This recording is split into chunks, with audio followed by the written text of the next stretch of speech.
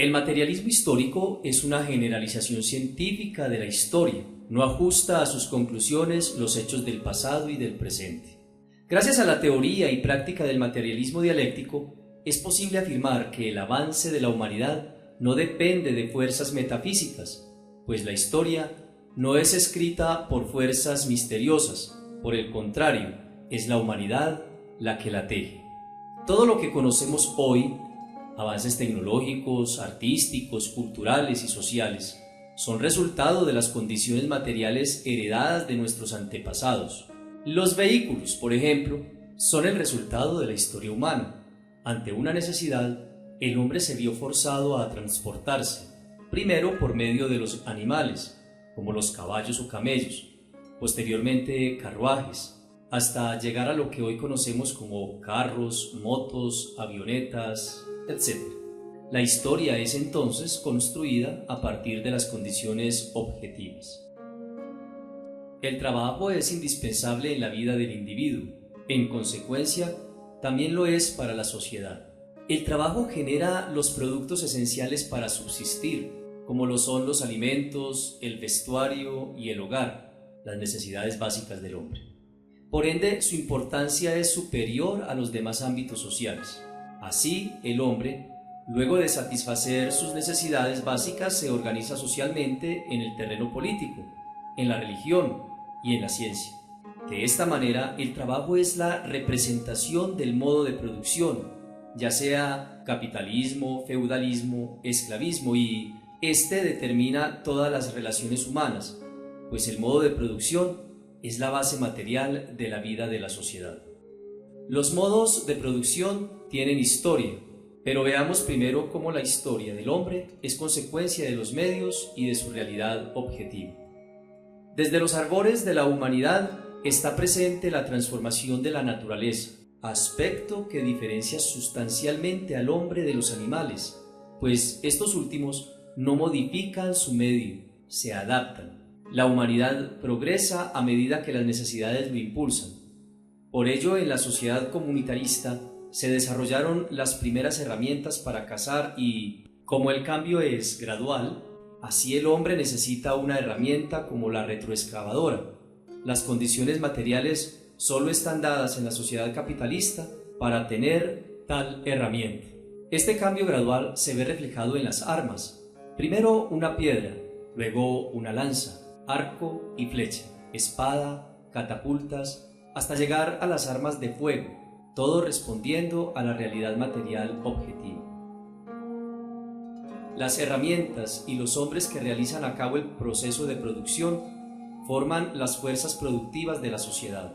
La producción, al requerir la fuerza de diferentes personas, tiene un carácter social lleno de relaciones y, a medida que las relaciones aumentan, el trabajo se divide más. En consecuencia, la dependencia entre los que hacen parte de la relación de trabajo incrementa. Si las relaciones de producción se limitaran a quienes aportan su fuerza de trabajo, podríamos decir que es equitativo. Sin embargo, quien produce por regla general no es dueño de los medios de producción. En cada sociedad histórica desde la época esclavista, hemos visto que una minoría es dueña de los recursos de producción.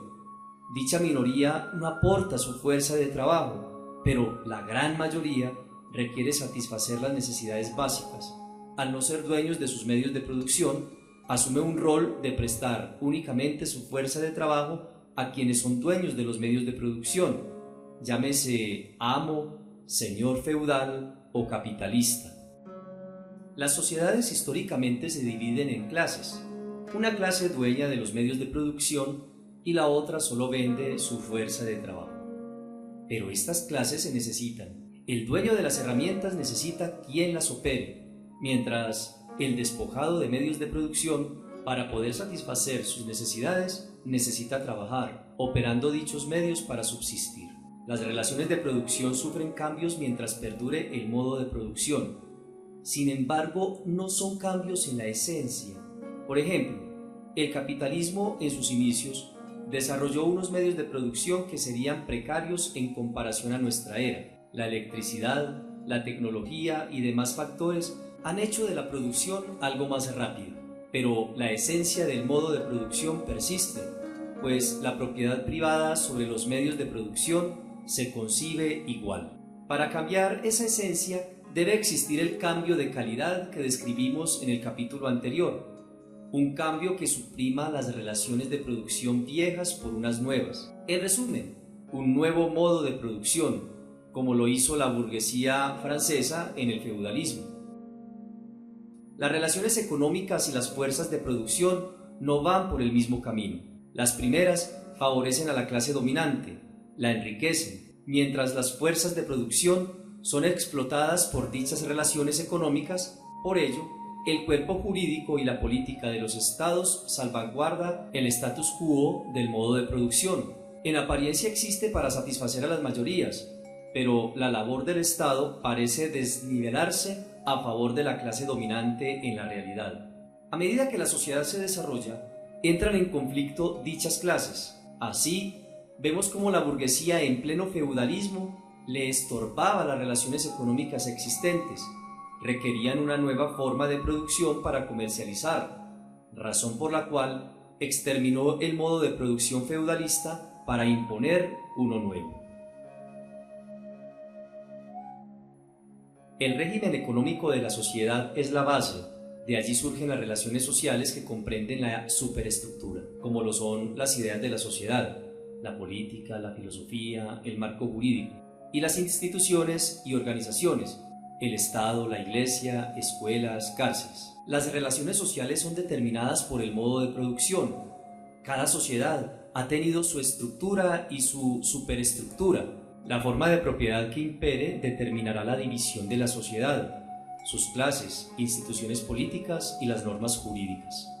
Por ello es impensable el sistema electoral en el esclavismo, la monarquía en el socialismo o la equidad social en el capitalismo. Por ende, si cambia la estructura, cambiará toda la superestructura. Las sociedades de clases crean sus propias instituciones que prevalecerán con la intención de salvaguardar la superestructura. La humanidad ha atravesado por 4 formaciones económicas sociales diferentes: comunitarismo, esclavismo, feudalismo y capitalismo. A continuación, algunos rasgos característicos de cada una de estas. El hombre se separó de los animales gracias al trabajo, proporcionándole razón y cambios morfológicos.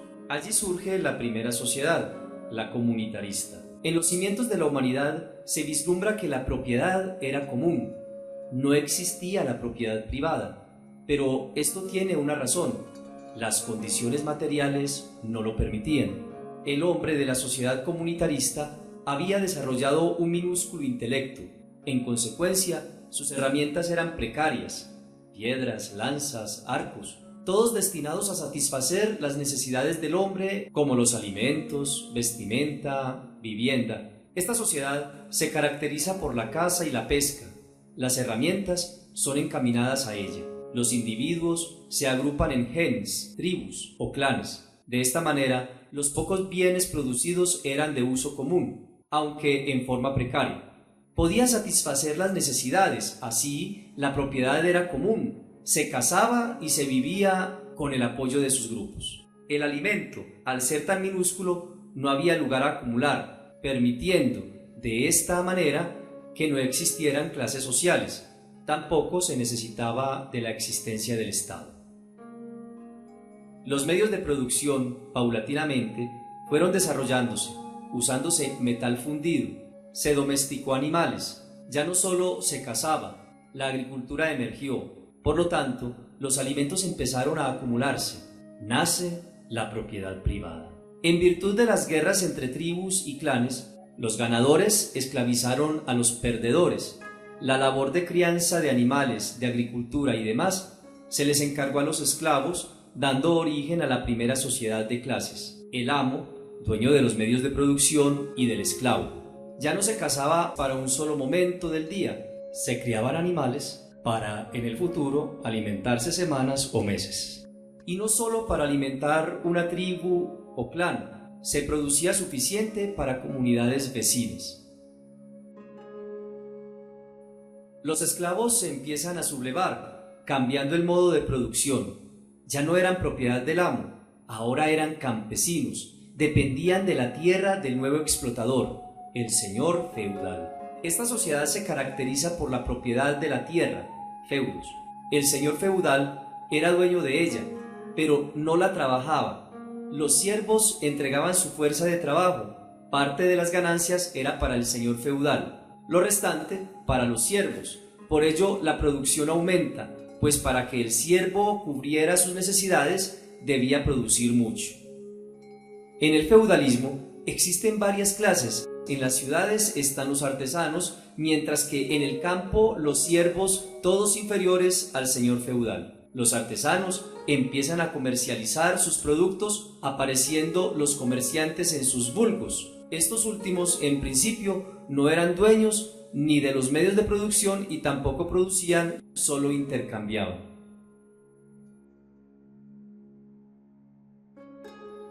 La historia de la humanidad, en palabras de Marx, es la historia de la lucha de clases. En este breve resumen se ejemplifica.